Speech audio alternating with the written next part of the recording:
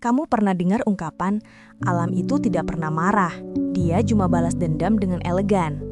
Banjir bandang, tanah longsor, sungai meluap, air keruh berlari dari pegunungan, semuanya bukan tragedi tiba-tiba. Itu cuma tagihan alam yang jatuh tempo. Dan meskipun kita merasa tidak pernah pesan apa-apa sebelumnya, kita tetap harus bayar. Banyak orang bilang bencana terjadi karena hujan. Tapi kalau benar begitu, seharusnya hujan gerimis pun bisa bikin kita hanyut waktu beli gorengan. Nyatanya tidak. Jadi, hujan bukan pelakunya. Pertanyaannya, kenapa air hujan bisa berubah menjadi bencana? Jawabannya sederhana. Air yang datang lebih banyak daripada kemampuan bumi menampung. Kalau bumi kita ibarat gelas kopi, hutan dan tanah itu dinding gelasnya. Selama gelasnya cukup besar, air aman. Tapi kalau gelasnya diperkecil, alias hutan hilang, tanah dipadatkan, sungai disempitkan, maka sedikit saja tambahan air sudah cukup untuk membuat kita kebanjiran. Dulu, ketika hujan turun, air jatuh di atas hamparan pepohonan.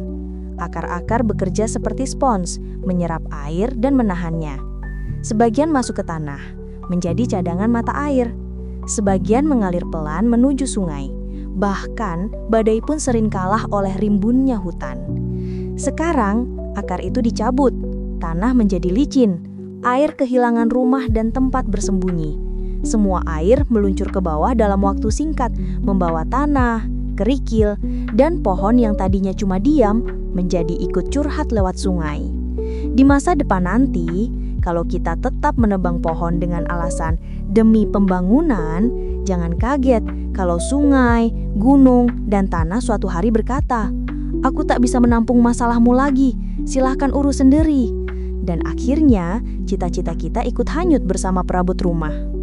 Lucunya, air tidak pernah salah. Air itu cuma mengikuti hukum fisika. Gravitasi menarik ke bawah. Kalau tidak ada hambatan, ia mengalir cepat. Dan kalau tertahan, ia akan mencari jalan lain. Ketika hutan hilang, tanah licin. Ketika sungai menyempit, ia meluap. Ketika air tidak punya ruang, ia akan membuat ruangnya sendiri. Dan itu sering berupa banjir bandang atau longsor atau keduanya. Kita diajarkan di sekolah bahwa air mengalir dari tempat tinggi ke tempat rendah. Tapi di dunia nyata, banyak yang merasa uang harus mengalir ke tempat tinggi dulu baru turun ke tempat rendah. Ya, mungkin karena itulah tata ruang sering kalah oleh tata uang. Humor intelektual tidak perlu ditangisi. Bayangkan daerah perbukitan yang dulunya hijau oleh pepohonan. Akar-akar pohon memegang tanah seperti tangan ibu menggenggam anaknya. Ketika hujan deras, air tidak bisa langsung menggerus karena akar menahan. Namun ketika hutan dibuka, tanah kehilangan pegangan. Begitu hujan turun deras, tanah menjadi berat dan mulai bergerak perlahan seolah-olah ingin turun jalan-jalan. Tapi sekali bergerak, ia tidak bisa berhenti.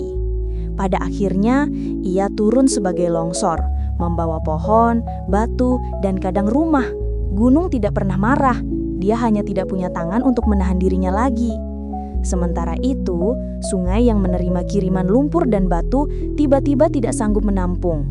Sungai yang sempit akhirnya memilih jalan pintas, keluar jalur, meluap lewat daratan, dan mendatangi kita tanpa invitation letter.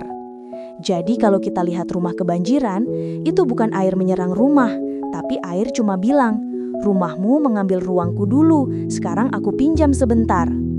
Kalau kita tahu penyebab banjir dan longsor adalah hilangnya penyangga alam, kenapa setiap tahun kita masih heran?